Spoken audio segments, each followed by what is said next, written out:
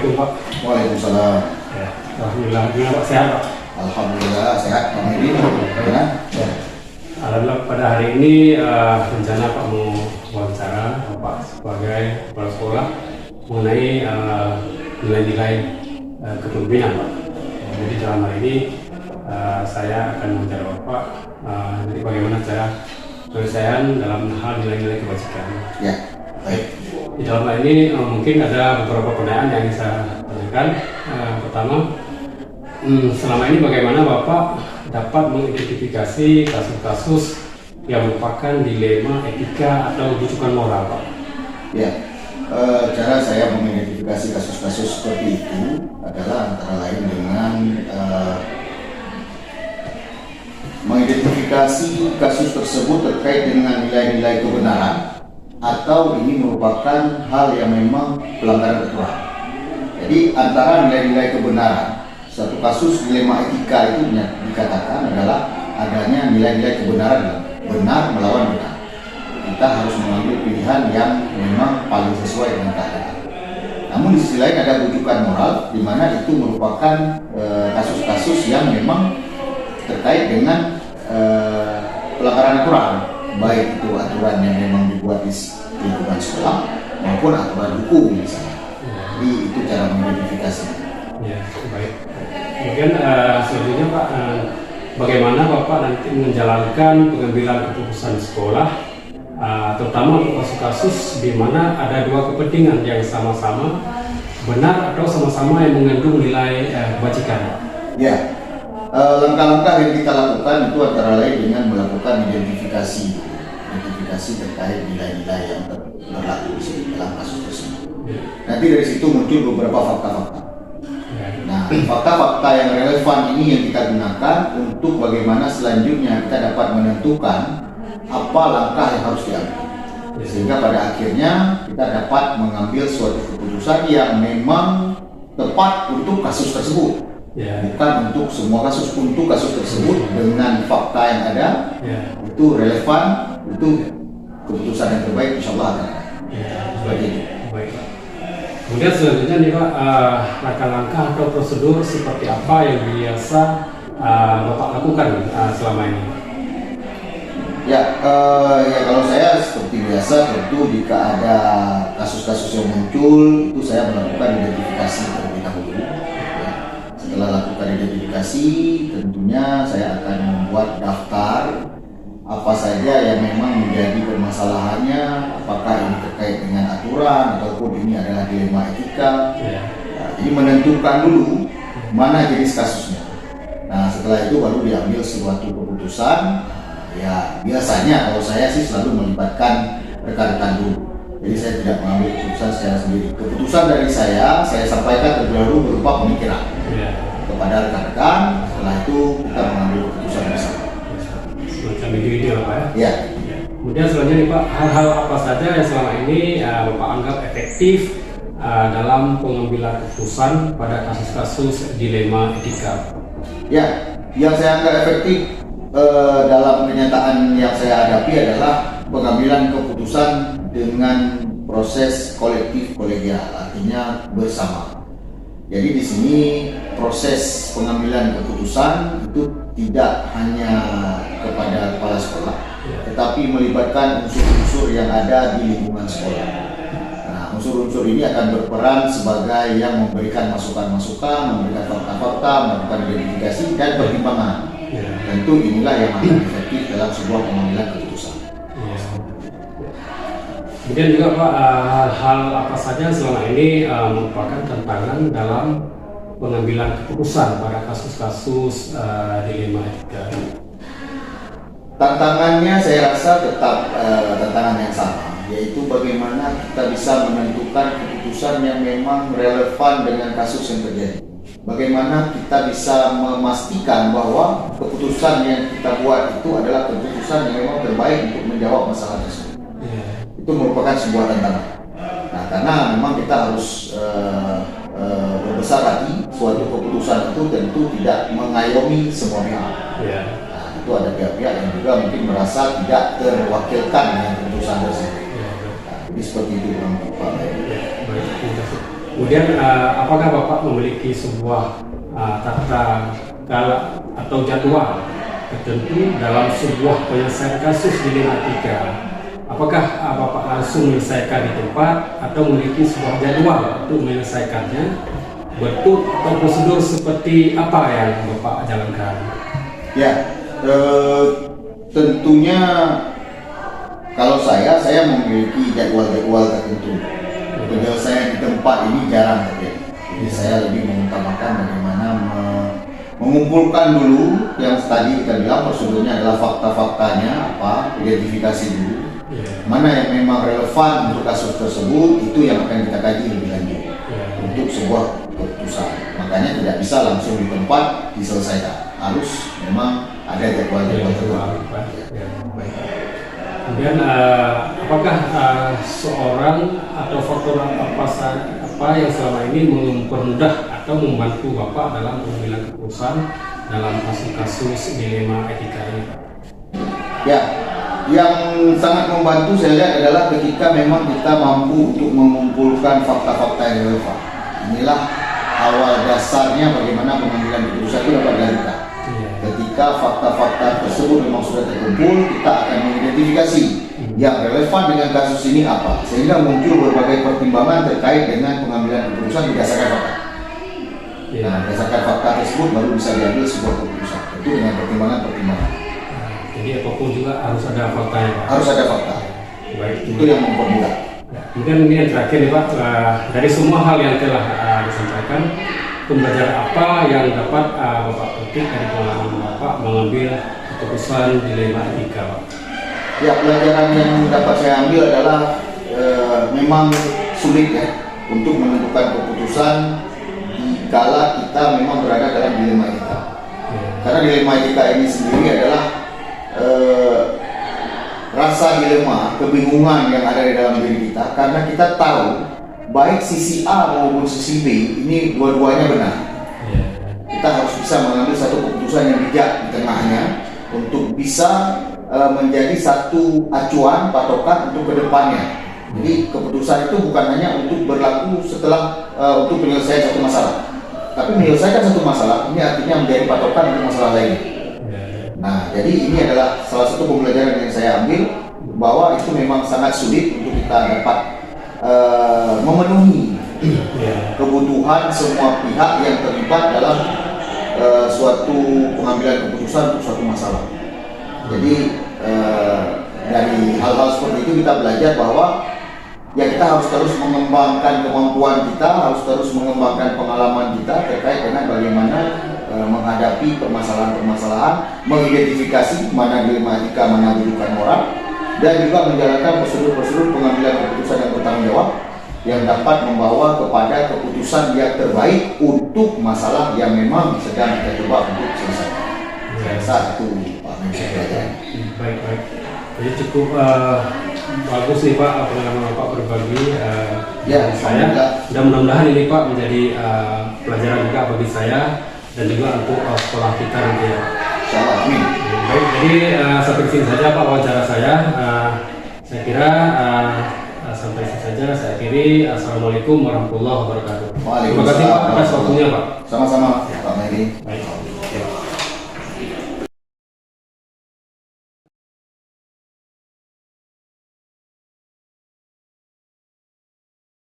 Assalamualaikum warahmatullahi wabarakatuh. Baik, alhamdulillah sehat Pak. Alhamdulillah baik, saya juga. Alhamdulillah saya juga Pak. Jadi alhamdulillah pada hari ini saya minta untuk sebentar Pak untuk bicara tentang tugas modul 31 tentang nilai-nilai pendidikan yang baik Pak. Jadi dalam hal ini mungkin ada beberapa pertanyaan yang saya tanyakan kepada Bapak, mungkin nanti akan menjadi masukan dan manfaat bagi saya sendiri dan juga bagi sekolah kita nanti. Oke, baik. Yang pertama nih Pak, selama ini bagaimana Bapak dapat mengidentifikasi kasus-kasus yang merupakan dilema etika atau rujukan moral? Oke, baik. Jadi ini pertanyaan yang memang susah sulit gitu ya. Ini jadi bagaimana saya bisa mungkin kebijakan dari itu yang merupakan dilema etika atau etika moral. Di sini saya mengatakan bahwa dalam kasusnya itu dilema etika di mana ada kasus tersebut terjadi mungkin ada yang namanya istilahnya itu ada yang bisa membuat dengan kasus tersebut orang senang dan ada membuat kasus tersebut orang tidak senang. Maka tetapi ini dengan bersifat perasaan tidak terjadi pelanggaran daripada tatanan atau hukum yang berlaku.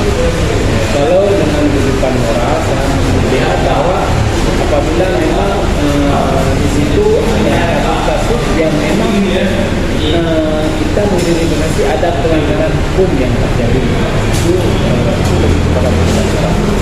Di sini saya bisa mengidentifikasi kalau memang hal tersebut ada di dalam etika, saya bisa mengatakan wajar-wajar saja terjadi itu orang dan itu manusiawi.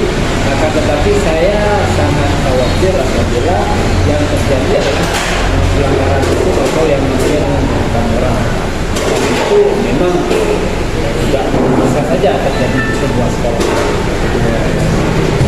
Jadi walaupun ada tapi masih tidak ada karena yang lebih baik. Ya. Kita sebenarnya nih Pak, bagaimana Bapak menjalankan pengambilan keputusan terutama untuk kasus-kasus di mana ada dua kepentingan yang sama-sama benar atau sama-sama mengandung nilai kebaikan.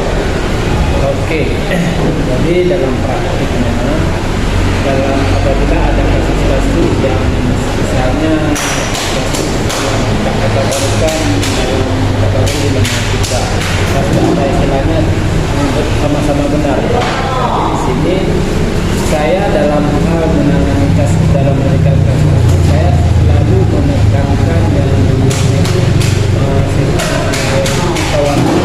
musyawarah dengan sesama guru dan sama stakeholder yang berkepentingan. Misalnya kalau hal kurikulum saya lebih berkomunikasi dengan bapak kurikulum dan kalau masalah dengan siswa saya berkomunikasi dengan siswa. Dalam hal pengambilan keputusan saya tetap berpaku kepada bagaimana keputusan yang diambil secara bersama-sama yaitu dengan prinsip musyawarah. Ya. Tentu di situ juga ada kolaborasi ya. Ya. Kita selanjutnya langkah-langkah atau prosedur seperti apa yang biasa Bapak lakukan selama ini.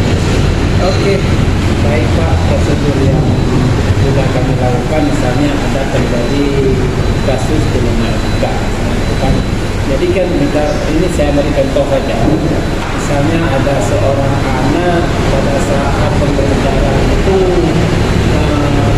dia itu biasa-biasa saja, malah ada yang namanya bilang mungkin dalam hal proses mengikuti proses pembelajaran dia agak kurang serius dan sebagainya sehingga dia mendapatkan nilai yang memang nilai yang real yang dia peroleh itu agak sedikit kurang daripada ekspektasi, artinya tidak memuaskan.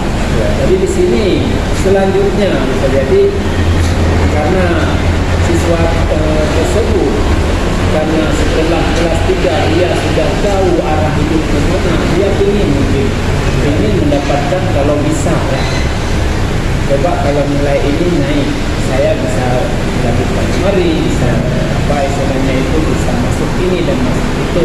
Jadi di sini kami berpikir ada beberapa langkah yang akan kita lakukan untuk menyelesaikan hal tersebut. Jadi pertama kalau kita misalnya sudah menerima laporan dan sebagainya, dan ini kita akan menelaah bersama-sama apa motivasi sehingga terjadi hal tersebut dan mengapa hal itu bisa terjadi.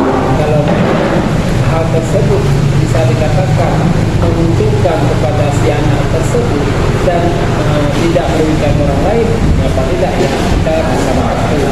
Itu tergantung pada motivasi berkomunikasi dan tergantung kepada apa istilahnya efek yang bisa ditimbulkan daripada pengambilan keputusan tersebut. Baik, baik Pak. Kemudian selanjutnya adalah hal-hal apa saja selama ini Bapak anggap efektif dalam pengambilan keputusan pada kasus dilema etika. Ya itu tadi saya setiap keputusan itu saya tidak mau bersikap dominan, tetapi saya lebih mengedepankan sikap demokratis, sikap kolaborasi antar sesama rekan guru, karena saya menganggap rekan guru itu adalah mitra kerja saya, dan saya lebih menekankan seperti tadi saya bilang, kalau memang kasus dilema etika tersebut menurut anak masing-masing. Kalau masalah kurikulum ya saya lebih intens berkomunikasi dengan pakar kurikulum. Kalau masalah kesiswaan saya lebih intens berkomunikasi dengan kesiswaan, sehingga saya berprinsip apabila kita mengambil keputusan itu keputusan bersama dan sebisa mungkin bisa diminimalisir hal-hal yang tidak diinginkan terjadi. Ya, ya. Tapi dalam satu juga semua itu dilibatkan dengan nanti dalam keputusan bersama. Kita selanjutnya nih Pak, hal-hal apa saja yang selama ini merupakan tantangan dalam pengambilan keputusan pada kasus dilema etika ini. Tantangan, jadi di sini mungkin kita dalam hal mindset ya, pola pikir orang akan berbeda. Jadi yang bisa saja kita berprinsip kalau memang tidak ada hal yang merugikan, apa salahnya kita bisa membantu misalnya, kan, atau bisa menyelesaikan kasus hal-hal dilema etika itu. Dan sebagian guru yang lain bisa saja tidak setuju karena mungkin dengan latar belakang dengan hal-hal yang lain, karena beliau mungkin dalam keseharian ada yang mengalami dilema etika itu tidak menyenangkan dan membawa, sehingga kita harus bisa apa istilahnya berkomunikasi secara baik, bisa menjelaskan bagaimana hal tersebut, sehingga kita dapat menyelesaikan kasus-kasus dilema etika itu secara bijaksana. Karena apapun cerita kita di sekolah itu tujuannya adalah untuk apa istilahnya intinya itu adalah memanusiakan manusia. Jadi di situ apa salahnya kalau memang itu adalah hal yang bisa kita membuat mereka lebih baik, ya walaupun itu dan dilema etika itu akan kita lakukan. Itulah dengan garis bawahi itu adalah komunikasi harus ditingkatkan sehingga tidak terjadi miskonsepsi dalam pengambilan keputusan. Ya, baik. Oke, artinya tadi bahwa keterbukaan dan komunikasi. Kemudian selanjutnya nih Pak, apakah Bapak memiliki sebuah tata cara atau jadwal tertentu dalam sebuah penyelesaian kasus dilema etika? Apakah Bapak langsung menyelesaikan cepat atau memiliki sebuah jadwal untuk menyelesaikannya?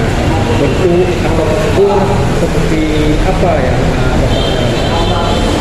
Oke, baik, ini secara realistis, secara nyata kami sekolah tembak ya, jadi sekolah itu sudah otomatis tingkat siswanya sedikit. Jadi di sini ketika memang terjadi kasus dilema etika itu kami langsung menyelesaikan, tak ada tata-tata khusus, tak ada jadwal khusus, tidak ada, sehingga memang kalau memang hal tersebut sudah ada misalnya yang memang perlu kita selesaikan, kita selesaikan langsung dengan, maksudnya bukan dalam arti kita menggabah, tidak. Nanti misalnya ada masalah, kita bisa jadwalkan dalam waktu yang tidak terlalu lama, jadi kita berkomunikasi, kalau perlu kita buat rapat, nah selanjutnya kita langsung menyelesaikan. Itu prosedur yang saya lakukan. Akan tetapi kalau jadwal khusus kami tidak ada jadwal khusus, karena kondisi sekolah kami itu ya bisa jadi tidak perlu gitu. Ya. mungkin karena sekolah kecil Pak tidak perlu tidak sekolah khusus kan, karena bisa menjalankan dalam waktu yang relatif singkat. Kemudian selanjutnya nih Pak, adakah seseorang atau apa yang selama ini mempermudah atau membantu Bapak dalam pengambilan keputusan dalam kasus-kasus dilema etika ini Pak? Itu tadi, karena saya berprinsip sekolah saya dalam kepala sekolah dengan guru saya dan kepala sekolah itu adalah mitra. Jadi yang dikatakan mitra itu rekan sejawat sahabat, ketika ada permasalahan langsung kita selesaikan secara bersama-sama, secara terbukaan, sehingga tidak ada hal yang kalau Bapak bertanyakan siapa atau apa faktor yang mempermudah sehingga saya bisa mengambil keputusan, itu adalah semua warga sekolah saya, semua warga saya dan sekolah saya, itu adalah faktor-faktor yang mempermudah saya dalam mengambil keputusan. Dan keputusan yang diambil bukanlah keputusan sekolah-sekolah, bukan keputusan bersama. Berarti sini tidak ada seseorang sebenarnya ya? Yang tidak ada, semua saya menyatakan sama. Semua elemen di sekolah, semua warga sekolah terlibat dalam hal dengan nanti keputusan yang dia ada bersama-sama. Dan itu seperti saya katakan tadi Pak, kalau memang itu tergantung juga kalau dilema etika misalnya dalam hal masalah kurikulum, saya dan berkomunikasi dengan Bapak guru, lebih kepada pemangku kepentingan. Kemudian selanjutnya ini mungkin yang terakhir nih Pak, dari semua hal yang telah disampaikan, pembelajaran apa yang dapat Bapak petik dari pengalaman Bapak dalam mengambil keputusan dilema etika? Oke, saya berpikir begini Pak, agar ini kita lebih bersifat objektif. Yang pertama, saya bisa mengambil keputusan dari kasus tersebut. Lebih baik kita menerapkan peraturan yang lebih peraturan yang memang kita terapkan secara benar, sehingga bisa meminimalisir terjadi kasus-kasus dilema etika.